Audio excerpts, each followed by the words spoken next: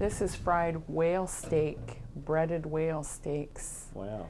And this is from a whale. In the village of Point Hope, Alaska, nearly everything on your plate comes from the garden, the bounty of sea and land. Here, just making a family dinner from this garden is an effort for Mossack Lane. For the bigger things, we use the saw. This cuts the fish and the caribou bones. Each spring, the Inupiat community hunts whales in these frigid waters. Just one 50-ton bowhead whale can feed the entire town of 700 for a year. But the Inupiat fear their days of traditional hunting could be numbered. Point Hope lies on the coast of the Chukchi Sea.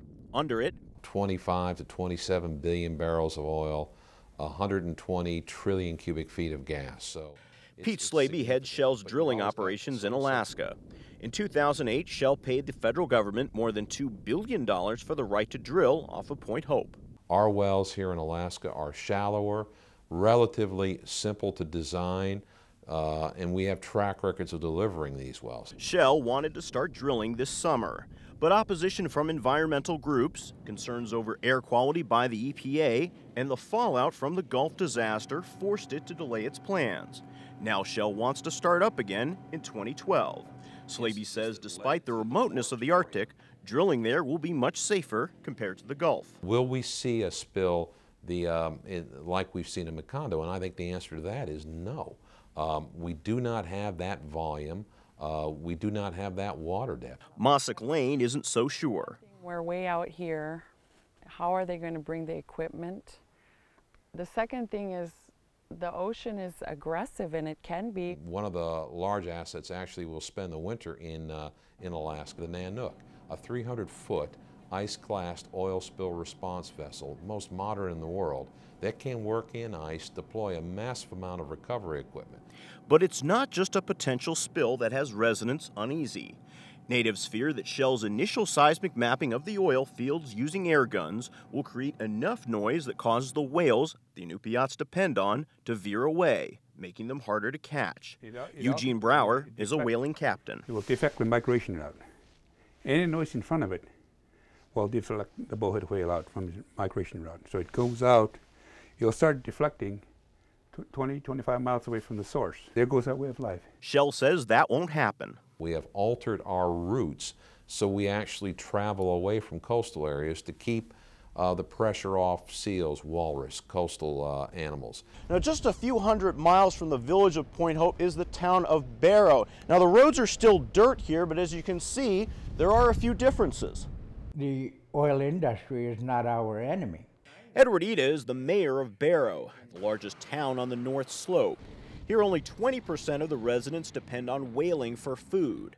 That's because Barrow sits surrounded by oil fields.